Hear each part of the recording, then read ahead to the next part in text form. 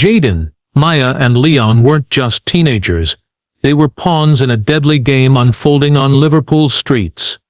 In a city where loyalty means survival and betrayal can be a bullet away, their lives would be forever changed by the shocking rise of gang violence in the This is the story of how a city once known for its spirit became the battleground for a ruthless crime wave. Liverpool, 2020. A city known for its rich musical legacy, fierce football rivalry, and working-class pride. But as the world shut down in response to the COVID-19 pandemic, something far more sinister began to fester in the shadows, with the streets emptier than they had been in decades. A vacuum opened, and the gangs filled it. Long-standing criminal organizations, some with roots going back generations, saw an opportunity. The regular flow of drugs from Europe was disrupted, shipments delayed, and prices rose almost overnight. Turf wars, once dormant or restrained by unspoken rules, reignited with brutal intensity. As legitimate businesses shuttered, many young people lost jobs or dropped out of school. Gangs capitalized on the despair. Recruitment surged. Teenagers, bored and broke, were easy prey. Promises of fast money, flashy clothes, and instant respect were enough to lure dozens into a dangerous lifestyle. Social media became the new battleground. Postcodes became war zones not marked by fences or signs, but by hashtags, threats, and coded warnings sent out through Instagram stories and TikTok clips. By spring, Merseyside police reported a sharp increase in drug-related offenses and gang-linked assaults. Yet even the statistics couldn't capture the fear building in the communities most affected. In once quiet neighborhoods, residents began to hear the unmistakable sound of gunfire in the distance. Car chases, arson attacks, and late-night disturbances became more common. For many, it felt like the rule of law had slipped, and an else had taken its place. Local authorities attempted to respond, but stretched resources and an overworked police force left many calls unanswered. The press began to take notice. Stories of teenage dealers, unsolved stabbings and ghost gangs circulated quickly. Community leaders warned that something had changed, that what had begun as low-level disputes was evolving into something far more organized and dangerous. Behind closed doors, detectives quietly raised alarms about a new generation of gangs, younger, more reckless, and armed with both weapons and technology. These were not just petty criminals, they were entrepreneurs of violence, willing to use extreme force to protect their territory. In the empty streets of lockdown Liverpool, they saw opportunity, and they took it. The city would never be the same again. March 2021 marked a turning point in Liverpool's spiraling gang violence. In the northern suburb of Norris Green, what seemed like a regular afternoon turned into a public execution. A 17-year-old boy, known locally but with no previous convictions, was shot multiple times outside a small convenience store on Lorenzo Drive. Witnesses recalled the scene unfolding in under 10 seconds. A stolen motorbike pulled up. The passenger raised a gun fitted with a crude silencer, and then came the shots, quick, controlled, and lethal. The boy collapsed before help could arrive. Paramedics pronounced him dead at the scene. It didn't take long for word to spread. The victim, though young, was believed to have ties to the Green Line crew, a local gang fighting for dominance in the area. Police confirmed he had been under surveillance for suspected involvement in drug trafficking. But his murder came as a shock even to seasoned officers. It was the kind of hit usually reserved for hardened criminals, not teenagers. This was an escalation. The attack carried a chilling level of precision. The bike had been stolen 2 days earlier and burned out within an hour of the shooting. CCTV footage was grainy, and the shooters wore full-face helmets, making identification nearly impossible. No one came forward with information. In Norris Green, silence was survival. The fear was palpable. What troubled investigators even more was the nature of the weapon used. It wasn't a crude handgun or knife. This was a modified Glock, smuggled from Eastern Europe, fitted with a homemade silencer. Forensic experts linked it to another unsolved shooting just weeks earlier in Walton. The implication was clear. A shared arsenal was being passed around among crews, indicating deeper coordination between gangs. In the days following the murder, retaliation was expected. Armed patrols increased, and local schools were advised to tighten security. Yet, no immediate strike came. Instead, there was a tense stillness, as if everyone was waiting for the next move. Police raids in the area turned up small amounts of drugs and stolen goods, but no murder weapon and no suspects. This was no longer about petty rivalries or street brawls. Liverpool's underworld had become militarized, methodical, and merciless. Norris Green wasn't just a crime scene, it was a warning. As violence spread through Liverpool streets in mid-2021, Merseyside police launched one of their most ambitious covert operations in years. Dubbed Operation Death's Door, it was designed to infiltrate and dismantle the growing network of gangs responsible for the wave of shootings, stabbings and drug trafficking across the city. The task force operated in silence, using encrypted communications, surveillance drones, and deep cover officers, placed inside the very heart of criminal crews. The plan was simple: gather intelligence, identify ringleaders, and strike hard before the summer bloodshed reached its peak. By late July, the operation yielded its first results. A series of early morning raids across Anfield, Kirkdale and Wavertree led to the arrest of 35 individuals suspected of being involved in drug distribution, illegal firearms sales and gang activity. Police recovered several weapons, including automatic pistols and sawn-off shotguns, along with bundles of cash and quantities of heroin and cocaine. Media outlets praised the swift action. For a moment, it seemed like the city might be turning a corner. But the gangs hit back. Within days of the arrests, a detective involved in the investigation found his car firebombed outside his home. It was a targeted message. No one was hurt, but the implications were serious. The next day, 2 key informants who had been cooperating with the police vanished. One was later found in the River Mersey, weighed down by concrete blocks. The other was never located. Fear spread within the ranks of the operation. Trust began to erode. Behind the scenes, police were beginning to understand just how sophisticated the enemy had become. The gangs weren't just reacting, they were anticipating. In some cases, it appeared they had advanced knowledge of police activity. Rumors of leaks within the department began to circulate. Some officers were reassigned. Others began working off the grid entirely, using burner phones and rotating safe houses. Operation Death's Door continued, but morale was low and pressure was mounting. While a few arrests had been made, the real power players remained untouched, protected by layers of loyal street soldiers and a growing culture of fear. The violence didn't slow. If anything, it escalated. The gangs had made their position clear. They would not go quietly, and they were ready to wage war on anyone who came for them. The summer of 2021 would be remembered as one of the darkest in Liverpool's recent history. As temperatures rose, so did tensions between rival gangs, and the city was pulled into a wave of unrelenting violence. Between July and September, 10 confirmed shootings were recorded across Merseyside. 4 of them fatal. Each incident was more brazen than the last, and the victims were getting younger. One of the first occurred in Dingle, where a 19-year-old was gunned down outside a takeaway while waiting for his order. He wasn't the intended target, but in this war, precision was rare.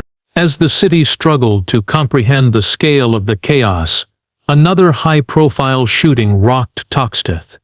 A 16-year-old boy was killed during a family barbecue in the backyard of his home. The bullet had been meant for his cousin, a known affiliate of the Dockside Kings, a gang that had grown rapidly in the south of the city. Neighbors reported hearing 2 sharp cracks followed by screaming. By the time emergency services arrived, it was too late. The killing sent shockwaves through the community. Police presence increased dramatically, but it did little to stem the tide. Drive-by shootings became more frequent. In Norris Green, a man was chased through a shopping precinct and shot multiple times in front of shoppers. In Kirkdale, a woman walking her dog was injured in the crossfire of a gang dispute. People no longer felt safe leaving their homes after dark. Behind the scenes, law enforcement was overwhelmed. The pace of the violence was outstripping their ability to respond. Detectives worked long hours with little progress. The gangs weren't hiding, they were flaunting their power. On social media, masked men posted clips showing weapons, designer clothes and coded threats aimed at rivals. Instagram became a digital battlefield, with posts and replies escalating conflicts that soon played out in real life. Community leaders and youth workers tried to intervene, but many were ignored or threatened. The city felt like it was on the brink of collapse, with a new generation of gang members emerging, emboldened by the chaos. This wasn't random violence. It was a coordinated campaign for control, dominance, and fear. The streets of Liverpool were no longer just dangerous. They had become the front line of a silent war. By early 2022, a disturbing pattern had begun to emerge in Liverpool's gang landscape. Children were no longer just victims or bystanders. They were being used as tools. As police cracked down on known gang members, the organizations adapted by shifting their operations into younger, less noticeable hands. Children, as young as 12, were recruited to run drugs, deliver weapons, and act as lookouts. Many of them came from broken homes or disadvantaged backgrounds, and the lure of easy money made them easy targets for manipulation. One case shocked even seasoned officers. A 14-year-old boy was stopped in the city center for shoplifting. When searched, he was found to be carrying over £30,000 worth of cocaine in vacuum-sealed packets, carefully hidden inside his school backpack. He had no previous criminal record, and told officers he didn't even know what the drugs were. All he had been promised was a new pair of designer trainers and £200 in cash. That boy was just one of over 100 minors flagged by authorities in gang-related incidents that year. Gangs were using children because they knew the law treated them differently. Juveniles were unlikely to face long sentences, and they rarely talked. Many didn't even realize the danger they were in until it was too late. County lines operations, where urban gangs expand into rural areas, began using kids from Liverpool to move drugs as far as Wales and the Midlands. They were handed burner phones, given a postcode, and left to fend for themselves. In schools, teachers reported a rise in aggression, truancy, and unexplained wealth. Some students showed up wearing expensive clothes, flashing wads of cash, or boasting about gang connections. Others were quieter, withdrawn, clearly scared but unwilling to say why. Youth services were overwhelmed, often unable to intervene before a child was already deep inside the criminal world. The police tried to respond with community outreach and intervention programs, but the gangs were faster and more persuasive. They offered what many of these kids had never had: attention, purpose, and a sense of belonging. The exploitation was systematic and ruthless. What had once been a street war between grown men had evolved into something far more sinister.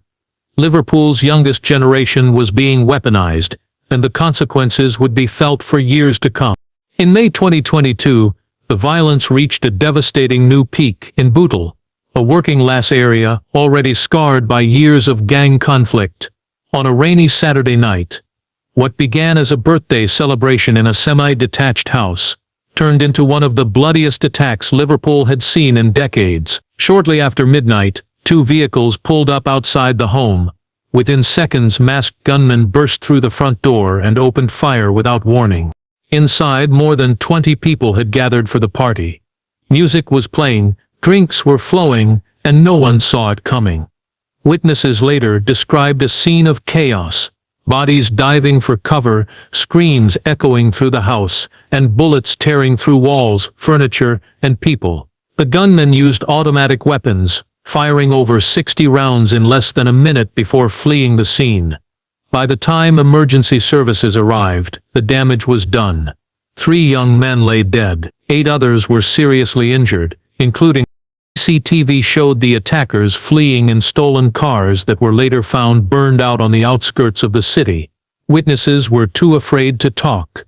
Fear took hold in Bootle. Families moved away, businesses closed early, and across Liverpool people were left asking the same question: how far were the gangs willing to go, and who would be next? As the summer of 2022 gave way to autumn, Merseyside police uncovered a discovery that exposed just how deep and organized Liverpool's criminal networks had become. Acting on a tip-off, officers raided a disused warehouse near the docks, expecting to find a modest stash of drugs. Instead, they uncovered a large-scale drug production and money laundering operation, unlike anything they'd encountered before. Inside the warehouse were industrial mixing machines, heat-sealing equipment, and shelves lined with high-purity cocaine ready for distribution. Hidden compartments in the floor revealed crates of counterfeit currency and designer goods, used to disguise illegal profits as legitimate business earnings. Digital forensics revealed more. Hard drives and encrypted USB sticks contained detailed records of transactions, contacts, and international communications. The figures were staggering. Over 5 million tals had been laundered in just 6 months, through fake construction companies and luxury car rentals. The operation was professional, methodical, and well hidden. But what shocked investigators most was the lack of identifiable leadership. The operation was run like a faceless corporation, with different people managing each layer of the enterprise. The media hailed it as a major breakthrough. Yet, behind closed doors, the mood within the task force was far from celebratory. In the weeks following the raid, several critical files went missing from internal servers. Surveillance footage from the area disappeared. Informants suddenly stopped returning calls. Then came the most concerning development. The lead detective overseeing the investigation was suspended after an internal inquiry uncovered irregularities in his financial records. Whispers of corruption began to spread. Was the operation compromised from within? Had someone tipped off the gang before the raid, giving them time to clear out the top-level operators and leave behind only expendable evidence? Senior officers downplayed the concerns, but many within the force weren't convinced. Some suspected the gang had insiders planted inside law enforcement or had used bribery to secure silence. With no arrests and no public explanation, the city was left in a state of quiet confusion. The criminals were still out there, richer, smarter, and more connected than ever. The warehouse may have been shut down, but it was clear that it was just one piece of a much larger puzzle. The money hadn't vanished. It had simply moved elsewhere, hidden in plain sight. By 2023, Liverpool's gang conflict had evolved into something far more complex than turf wars and street-level drug deals. The criminals were no longer just using weapons and fear, they were using technology. What became known as the drone wars marked a turning point in how gangs operated and how far ahead they were of traditional policing methods. It started subtly, with reports from residents of drones flying low over certain neighborhoods late at night. At first, police believed it was harmless, maybe hobbyists or kids playing, but soon, the true purpose became clear. Gangs had begun using drones for surveillance. They monitored police patrol routes, watched rival gang hangouts, and even tracked individuals marked for attack. In one case, footage recovered from a crashed drone revealed hours of aerial video of a police station, followed by recordings of specific officers returning to their homes. It was precise, deliberate, and deeply unsettling. Drones were also used to scout stash house locations and confirm safe drop-offs for drugs or weapons.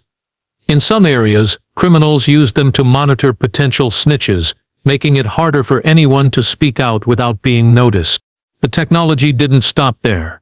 One gang in particular, operating out of the Vauxhall area, had converted an abandoned office into a high-tech command center. When police eventually raided the site, they found thermal imaging equipment, encrypted communication tools, signal jammers, and live drone feeds showing multiple streets across Liverpool.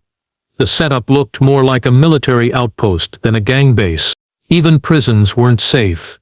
Drones were used to deliver mobile phones, SIM cards, and small drug packages directly into prison courtyards. Several incidents forced the authorities to install netting and anti-drone measures, but the gangs always seemed one step ahead. The technology was cheap, easy to hide, and devastatingly effective. Law enforcement tried to keep up, introducing cybercrime units and investing in drone jamming tools, but response time was slow. Many officers were unfamiliar with the technology, and legal restrictions often limited what could be done in real time. The result was a growing sense of frustration within the force and growing confidence among the gangs. In Liverpool's criminal underworld, drones had become the new eyes in the sky, and the city, already under siege, was now being watched from above. In early 2024, just when it seemed the gangs had become untouchable, an unexpected crack appeared from within. A mid-level enforcer connected to the notorious M62 Cartel walked into a Liverpool police station and demanded to speak with a senior officer. He wasn't there to confess, he was there for revenge. His younger brother, only 18, had been shot dead in a case of mistaken identity during a chaotic gang hit the previous month. That single moment had shattered his loyalty, and he now wanted to bring the entire network down from the inside. His cooperation would become the most significant breakthrough Merseyside police had seen in years. Over the course of 3 months, he provided detailed information about safe houses, drug routes, stash locations, and even names of corrupt public officials who had been quietly aiding the cartel. What he revealed shocked even the most experienced detectives. The cartel's structure was more like a business empire than a gang, compartmentalized, calculated, and deeply embedded in both legal and illegal industry. With this insider knowledge, coordinated raids were launched across Liverpool, Manchester, and surrounding areas. Nearly 90 people were arrested, including several key figures who had evaded justice for years. Even more startling was the arrest of 2 city council contractors and a former detective inspector, all charged with conspiracy and aiding organized crime. These weren't street criminals. They were professionals who had facilitated money laundering, leaked police intel, and helped cover up evidence in past cases. The city reacted with disbelief. For the first time, it wasn't just gang members who were exposed, but those who were supposed to protect the public.